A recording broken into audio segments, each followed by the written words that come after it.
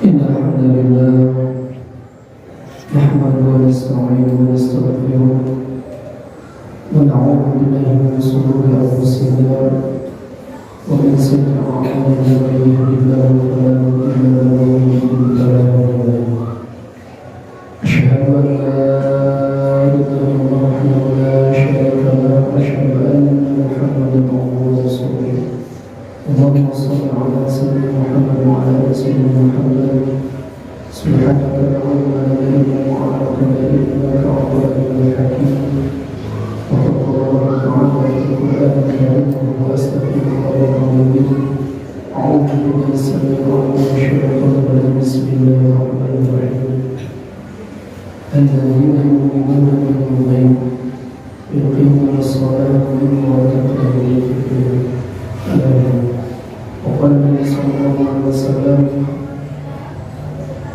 إن الله بالدنيا وإنما يكون بالنار ومن كانت هجرته إلى الله ورسوله فهجرته إلى الله ورسوله ومن كانت هجرته لدنيا يصيبها فهجرته إلى ما هاجر إليه. الحديث segala puji hak Allah Subhanahu wa taala, senantiasa kita beri kepada Allah karena Allah memberikan kesempatan kepada kita sehingga kita bisa melaksanakan ibadah Jumat. Serta salawat dan salam senantiasa kita berikan kepada Nabi Habib dan Nabi Muhammad sallallahu alaihi wasallam. Mudah-mudahan kita senantiasa diberi kesempatan Allah dan Nabi sallallahu alaihi wasallam. Melalui kembali ini khutbah wasiat khusus pada khotib umat jemaah sekalian agar senantiasa meningkatkan kualitas takwa kita kepada Allah Subhanahu wa taala. Karena dengan takwa Allah akan memberikan kebahagiaan, bukan saja kebahagiaan di dunia maupun nanti terus sampai di akhirat Allah Subhanahu wa taala. Mementingkan tentang suatu takwa. Apa itu suatu perintah dari Allah Subhanahu wa taala? Kenapa Allah gambarkan kebahagiaan itu dikarenakan dari takwa? Karena mudah dipahami, mudah didapatkan, mau itu orang yang berharta ataupun tidak berharta, mau itu orang berjabat ataupun tidak berjabat, takwa ini sebagian dari Allah Subhanahu wa taala. Maka Allah ingin kita senantiasa mengejar takwa, bukan mengejar jabatan atau harta. Karena harta yang kita dapatkan tanpa ajaran Allah tidak akan menjadi semangat bagi kita. Atau sebaliknya jabatan yang kita sampai saat ini, pekerjaan yang menjadikan jabatan kita semakin tinggi tidak akan meraih kebahagiaan. Namun Allah akan istimewakan kepada orang di dalam Al-Quran. Allah Subhanahu wa taala menjelaskan dari sebuah bahwa takwa itu adalah ilmu. Pertama adalah senantiasa beriman kepada ilmu. Kenapa Allah memanggil kepada ilmu? Dan banyak ayat Al-Quran yang menggunakan kalimat ya ayyuhalladzina amanu. Allah memanggil kepada ilmu. Kenapa? Karena orang yang beriman senantiasa taat dan patuh terhadap perintah Allah Subhanahu wa taala. Dia melaksanakan perintah Allah Subhanahu wa taala dan enggan menjauhi perintah larangan dari Allah Subhanahu wa taala. Maka orang yang beriman itu senantiasa Allah panggil karena ada ketakwaan. Secara definisi saja, iman itu adalah percaya segala sesuatu yang Allah Subhanahu wa taala ciptakan. Bahkan dalam rukun iman yang kita ketahui ada qadar dan qadar, itu ketentuan dari Allah Subhanahu wa taala. Baik dan buruk yang kita terima saat ini itu adalah dari Allah. Dan bagaimana cara kita menghadapi semua itu? Apakah dengan keburukan yang kita dapatkan saat ini bisa menembus kepada cinta kita kepada Allah, atau sebaliknya menyalahkan Allah? Kebanyakan manusia itu ketika meraih kesuksesan merasa membanggakan diri sendiri, tetapi sebaliknya kalau misalkan ada kesusahan itu kadang-kadang apa? Kadang-kadang menyalahkan Allah Subhanahu wa taala. Karena itu bukan orang yang beriman. Nah di sini orang mereka politik alladzina yu'minuna bil ghaib, senantiasa beriman kepada yang gaib. Kenapa di sini bukan kata iman? kepada khusus kepada Allah, melainkan Allah Subhanahu wa Ta'ala menciptakan dua itu banyak Pak. Salah satunya apa? Malaikat, syaitan. Kenapa kita harus beriman kepada syaitan? Karena apa? Karena Allah tugaskan syaitan itu untuk menggoda manusia. Bagaimana cara beriman? Kita jauhi perintah apa? Syaitan. Karena Allah ciptakan syaitan itu untuk menggoda manusia. Jangan mengikuti hawa nafsu dan bisikan syaitan. Dan kenapa kita harus beriman kepada yang gaib? Karena di dalam pendidikan kita itu Allah tugaskan malaikat untuk mencatat kebaikan dan keburukan yang kita lakukan dari mulai bangun tidur sampai tidur lagi. Dari mulai kita balik sampai kita masuk ke liang lahat, Allah akan catat. Di sekolah dawatin sebiji sama. Artinya apa?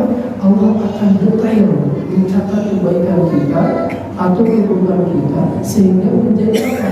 Menjadi nantinya tanggung jawab di hadapan Allah Subhanahu wa Ta'ala. Makanya heran Pak, kalau misalkan kita hidup di dunia belum selesai urusan kita dengan sesama manusia, nanti jadi Allah Subhanahu wa Ta'ala akan diurusi pengadilan yang sebenarnya pengadilan di hadapan Allah Subhanahu wa Ta'ala. Maka hati-hati bagi orang beriman, ketika kita mempunyai konsep iman, maka kita harus mempunyai iman kepada yang lain, terutama iman kepada Allah Subhanahu wa Ta'ala. Allah yang telah menciptakan kita, yang telah menggerakkan kita, yang telah menakdirkan kita hadir di majlis taklim. Hadir di Jumat ini adalah takdir Allah. Yang biasanya simpang-simpang di jalanan kata waktu Jumatan singgah dulu di masjid Al-Fajr. Itu tadi Allah Subhanahu wa Ta'ala. Pertemuan kita saat ini juga itu tadi Allah Subhanahu wa Ta'ala. Maka alangkah indahnya kita senantiasa disebabkan cinta kita kepada Allah melalui kita beriman kepada Allah Subhanahu wa Ta'ala. Yang kedua, orang yang beriman itu, kategori orang yang beriman itu mungkin sholat, senantiasa melakukan sholat. Allah hati-hati perintahkan kepada orang yang beriman. Dan salah satu ciri fisik orang beriman itu senantiasa menjalankan perintah Allah itu melalui dengan sholat. Karena sholat itu perintah yang luar biasa. Dalam sholat itu dikatakan sebagian ulama, apabila kita meninggalkan satu waktu dalam sholat itu, maka 60 tahun ibadah kita tidak akan diterima oleh Allah Subhanahu wa Ta'ala. 60 tahun usia kita belum sampai saat itu, saat 60 tahun, tetapi kita mungkin cabut pahala kita oleh Allah Subhanahu wa Ta'ala. Kenapa? Karena tidak mengerjakan sholat satu waktu. Kebanyakan kita tidak melaksanakan sholat beberapa waktu, 5 waktu, kalikan 60 tahun. Kebanyakan kita. Nah, alangkah indahnya bagi seorang yang senantiasa iman kepada Allah, mempunyai karakter takwa, maka hatinya akan lebih terpanggil ketika ada panggilan Allah, maka kita datang ke masjid untuk melaksanakan sholat berjamaah. Dan sholat berjamaah sama sholat berjamaah itu berbeda. Sholat berjamaah itu 27 derajat, dan 27 derajat itu masing-masing berbeda. Ada yang 27, ada yang 270, ada yang 2700, macam-macam. Nah, tapi sebaliknya orang yang sholatnya sendiri itu satu pahala 1 derajat. Itu harus memenuhi syarat apa? Tajwidnya, bacaannya harus sesuai dengan apa? Kaidah hukum bacaannya.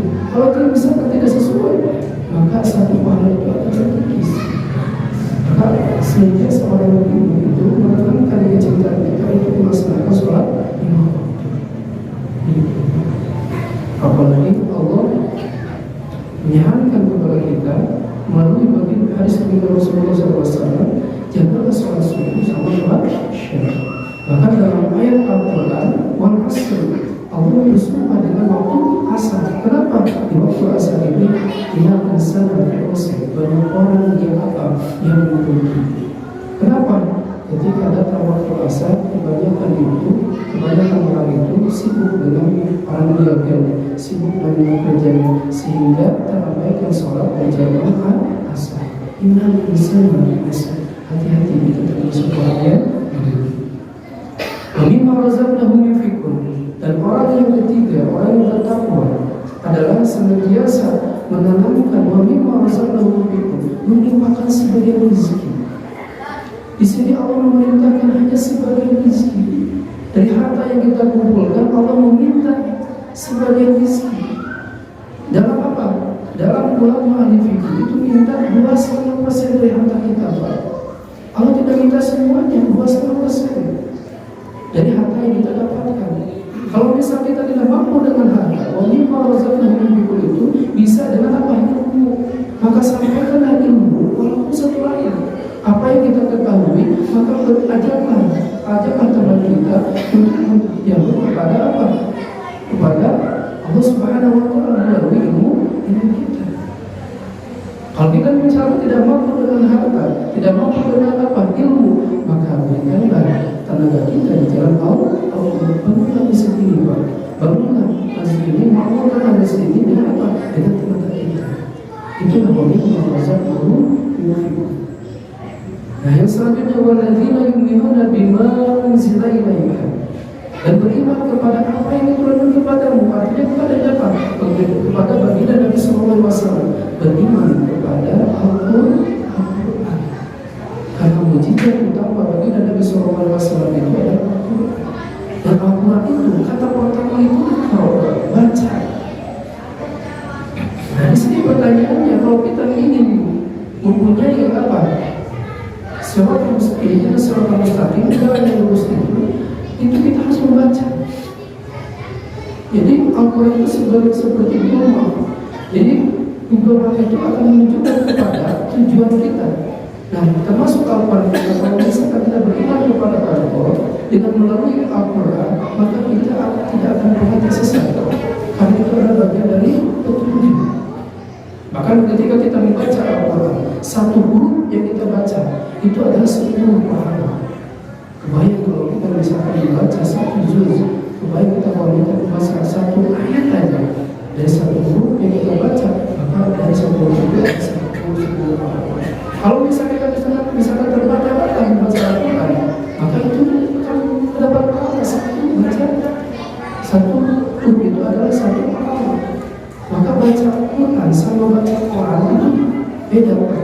Baca Quran itu tidak ada artinya, tapi baca Al-Quran itu ada artinya adalah pahala untuk kita.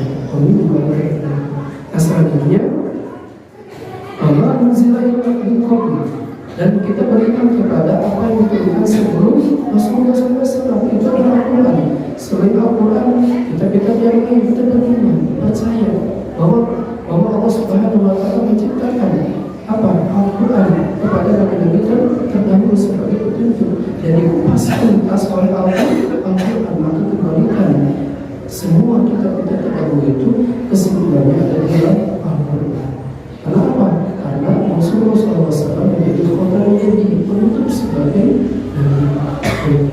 Nah, yang terakhir, wabil akhirati itu kita senantiasa tanamkan wabil akhirati itu beriman kepada hari akhir. Nah, di sini hari akhir kita itu bukan hari kiamat, tetapi apa? Hari akhir kita adalah kematian. Maka persiapkanlah kematian kita untuk menuju kepada Allah Subhanahu wa Ta'ala. Karena orang beriman itu akan memperhatikan bahwa hidup di dunia ini kita adalah sementara. Bahkan dunia yang kita tempatkan saat ini adalah apa? Akan ada akhirnya. Apa akhirnya? Adalah kiamat. Kita sebagai orang yang hidup saat ini, kita akan ada akhirnya, itu adalah kematian. Maka persiapkan kematian kita di hadapan Allah Subhanahu wa Ta'ala. Mudah-mudahan khutbah seperti ini menjadikan informasi kita, pelajaran bagi kita untuk senantiasa